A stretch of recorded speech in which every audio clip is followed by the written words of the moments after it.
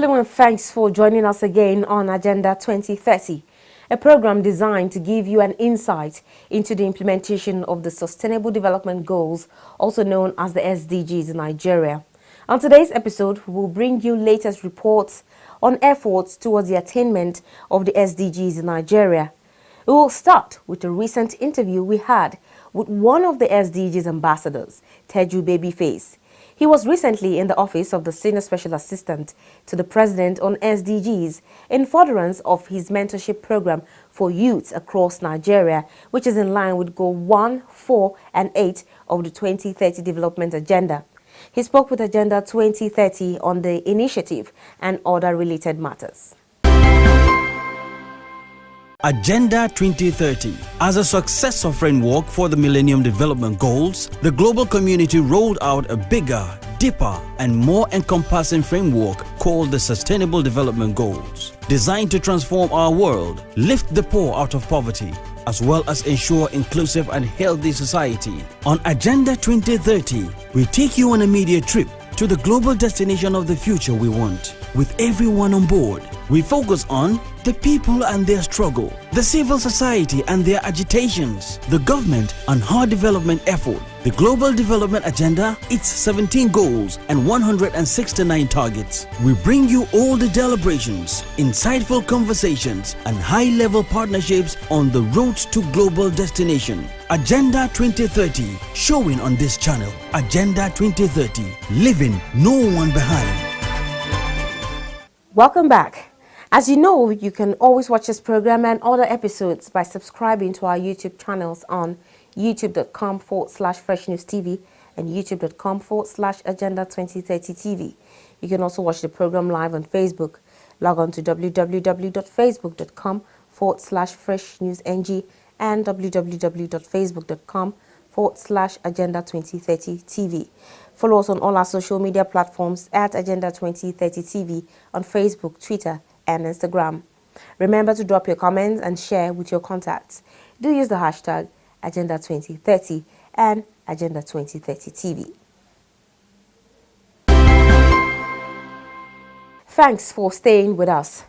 The importance of a viable data collection and dissemination mechanism for proper tracking, monitoring, and evaluation of progress being made in the implementation of the 2030 Agenda cannot be overemphasized.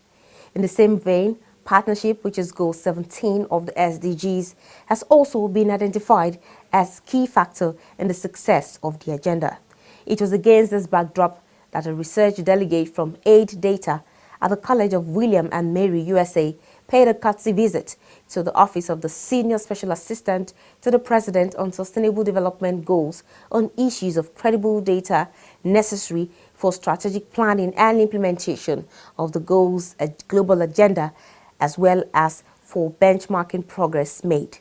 The report. I'm impressed by the amount of work that is going on in tracking the SDGs. There are a lot of indicators to monitor, over 200, and slowly the office is kind of getting those indicators aligned, and that is very important. If you don't know, and then they've already done a baseline study of where all those indicators are, or trying to do that, which is really the start of the process. If you don't know where you are, you can't kind of monitor.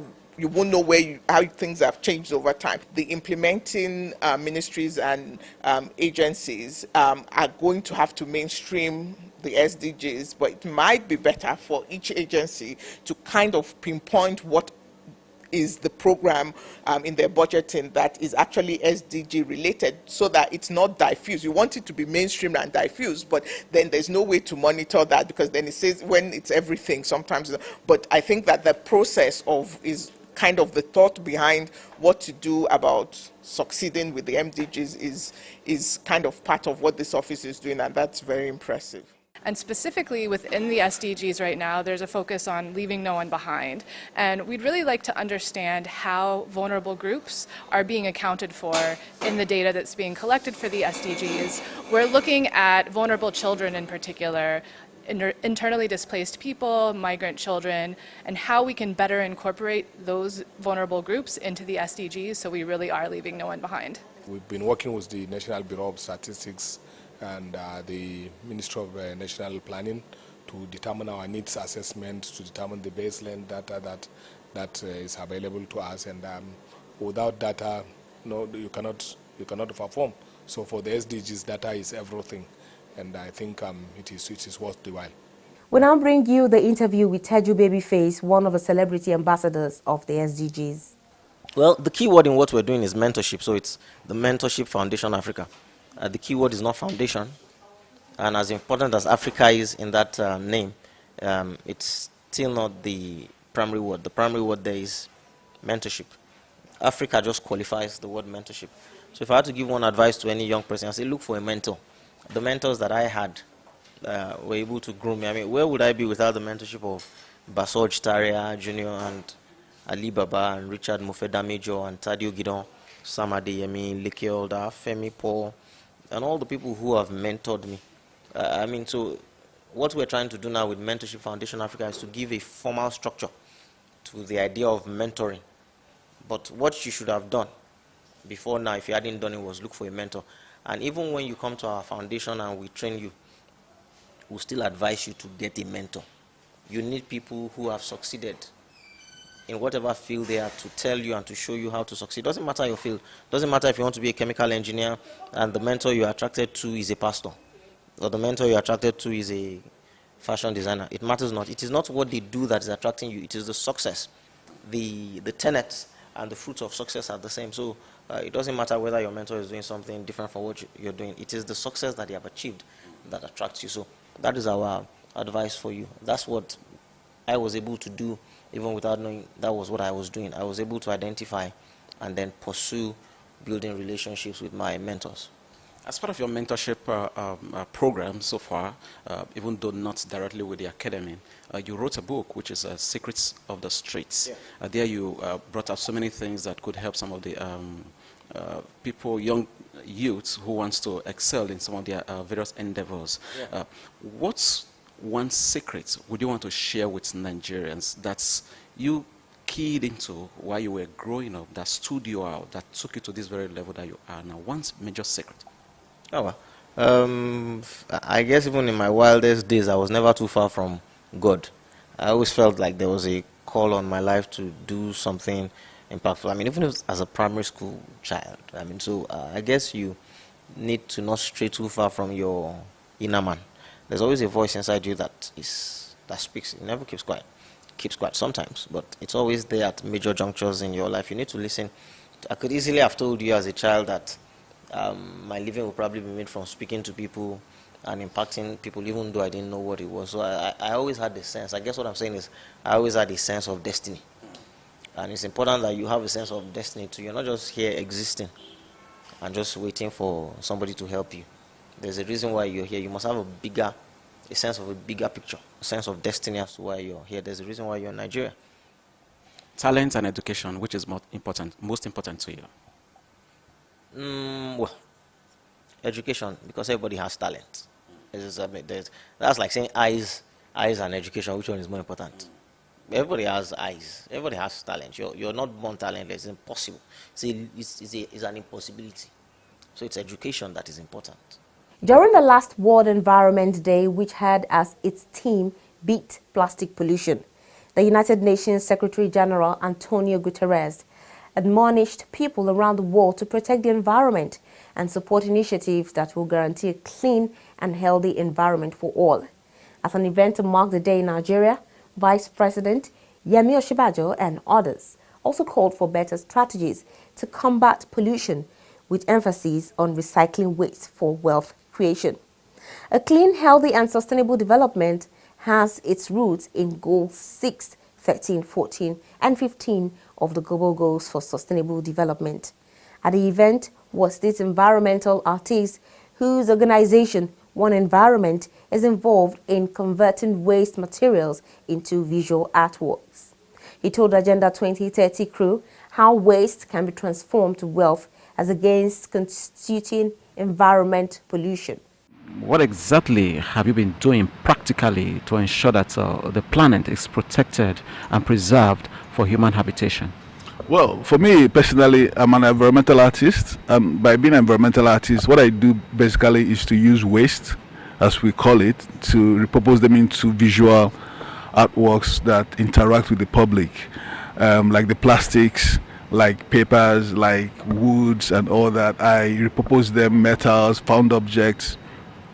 I repurpose them into visual artworks that people, because you can say a lot about environmental issues, climate change, speak all the English, all the grammar, and if people don't see, if people don't realize it, you are losing a whole lot of communication. Yeah, if people don't visualize. So for us, what we do is to use art as a medium to interact with the public. And in terms of practical projects that we've done with One Environment, for last year, we did quite a lot of cleanup exercises. We've traveled around the world and teaching kids in schools about recycling, upcycling, environmental, waste management, because that's one thing that we lack in our curriculum in school. For me, in my age when I was growing up, we don't have any education on environmental management. But what we do now is that we have volunteers. I also volunteer myself, go to schools, spend a couple of weeks in schools, teach kids how to properly dispose waste or how to upcycle some of the waste they generate both at home and in school. And also last year we started a project where we planted almost about 5,000 trees in Jabi district of Dede, which also had a lot of our partner organizations, embassies, local and international organizations coming together. We all go plant these trees together. We've cleaned up communities, the National Children's Park and Zoo, we've cleaned them up. We've also cleaned up GB community, and we always drive community engagements where when we clean up, we teach the communities, especially the women and the youths, how to use the waste that they generate in their communities to create something of value. Like the leather bags, we teach them how to upcycle leather bags and turn them into something that they can sell.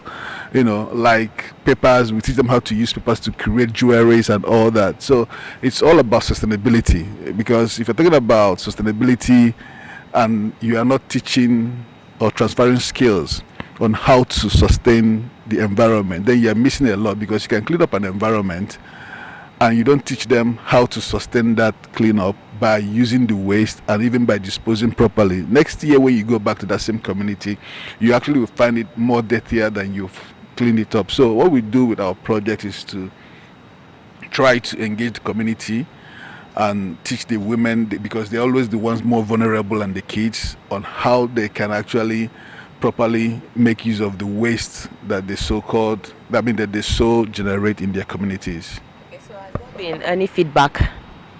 Yes, there's always a feedback, because we don't just do projects and then we go away. We do projects that is that are purely sustainable, whereby we go back to these communities from time to time to look at what is happening. Like when we plant trees, there was an experience that we had where we plant trees that you have like cows, you have like goats, eating off these trees that you've planted. So we've got the communities to get committed by way of telling them, look, if we come back in maybe in a couple of weeks and these plants are not there, then we won't be able to keep training the women and the kids.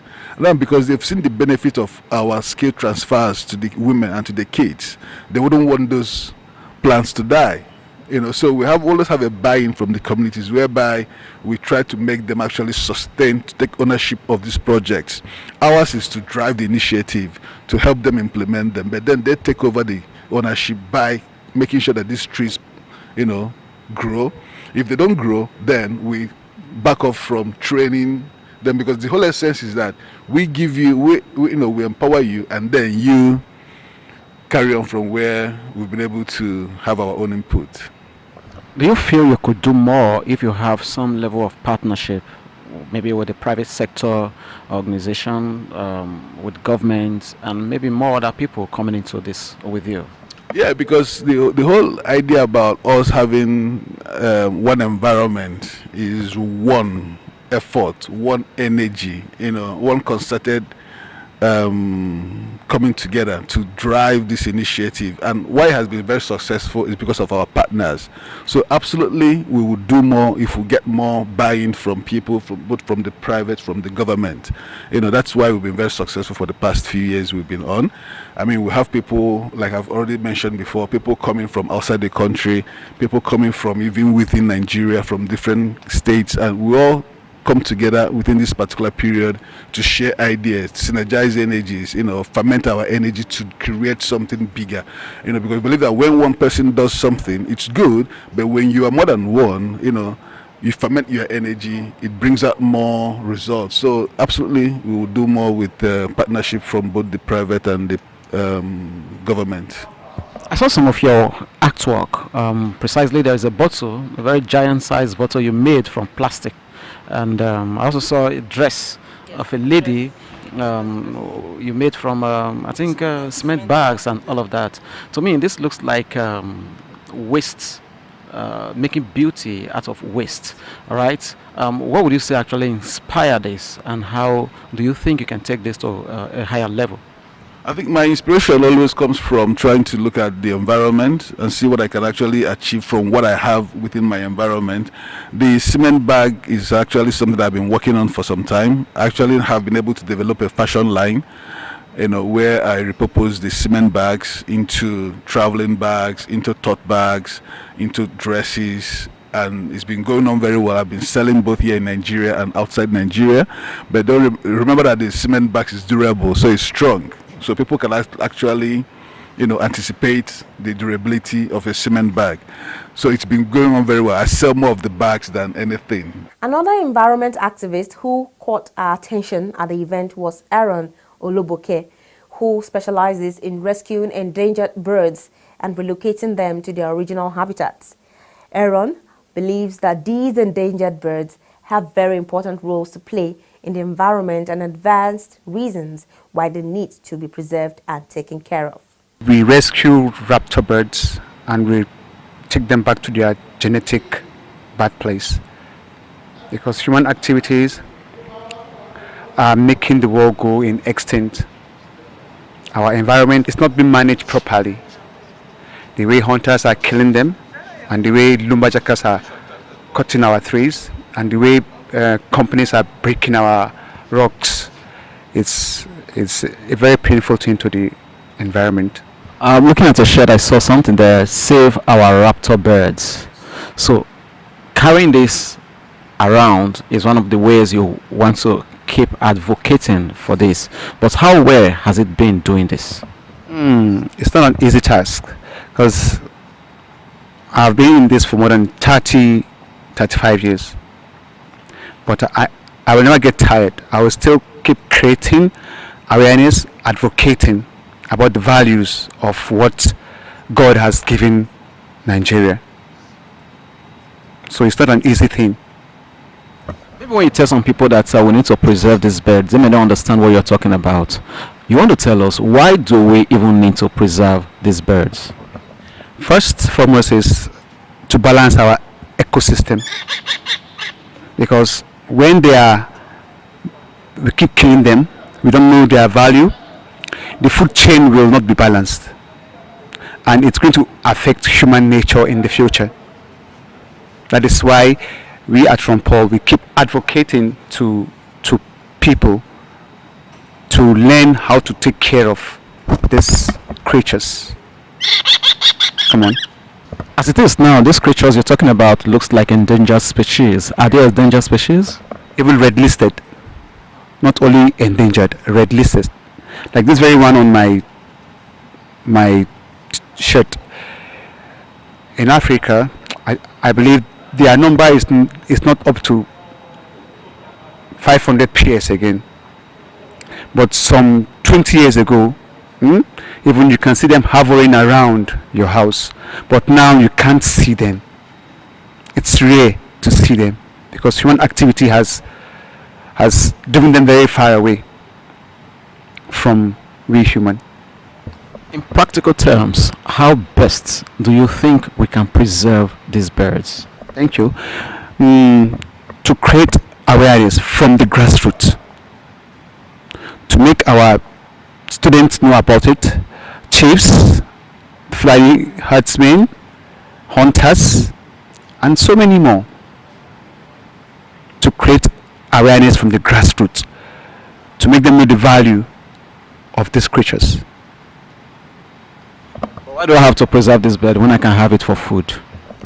You can have it for food, but you are actually eating your own flesh, because they have a purpose on earth. They are being existing has a meaningful. What I mean to say is, they have their own role to play in human nature. So if you have them for food, you are killing yourself. You are eating your own flesh. That is why we are advocating that Nigeria should please stop hunting, the act of hunting animals as bushmeat. The way they cut trees for firewood without planting any other one. So if you say you can have it for food, well, to me, they do have it for food. But I'm telling you strongly that you are eating your own flesh while you are alive. Which is worse in terms of how we have tried to eliminate these birds? Is it the lack of awareness, or maybe poor regulations and enforcement, if there are regulations in place? Both lack of awareness and regulation and enforcement. You can see in Abuja here, near Open University, you will see hunters displaying endangered species as bushmeat here in our capital, and people patronize them, buy it and use it as bushmeat. But those animals have a role to play. So I'm trying to let the government do something about these animals that we humans doesn't have respect for. The only thing we know is to kill them and to eat them. We don't know why God has created them. Have you been talking to governments, and what has been their responses? Yes, my memorandum was being noted at the just concluded NCE in Abeokuta. So I thank the Minister for Environment that he has given me a chance to make sure that I keep advocating on global concern on disappearing species. There are advantages. If we take care of them, there will be job creation. We will boost tourism, educational purpose, scientific research, and so many other more. Nigeria will continue to support the United Nations in all its efforts, including the attainment of the 2030 Agenda for Sustainable Development. I thank you. Agenda 2030, showing on this channel. Agenda 2030, leaving no one behind. Remember, you can always watch this program and other episodes by subscribing to our YouTube channels on youtube.com/FreshNewsTV and youtube.com/Agenda 2030 TV. You can also watch the program live on Facebook. Log on to www.facebook.com/FreshNewsNG and www.com/Agenda 2030 TV. Follow us on all our social media platforms at Agenda 2030 TV on Facebook, Twitter, and Instagram. Remember to drop your comments and share with your contacts. Do use the hashtag Agenda 2030 and Agenda 2030 TV. And that's our package. Thank you very much for being part of the program. I am Toyin Nkamian John. See you again next week. Bye.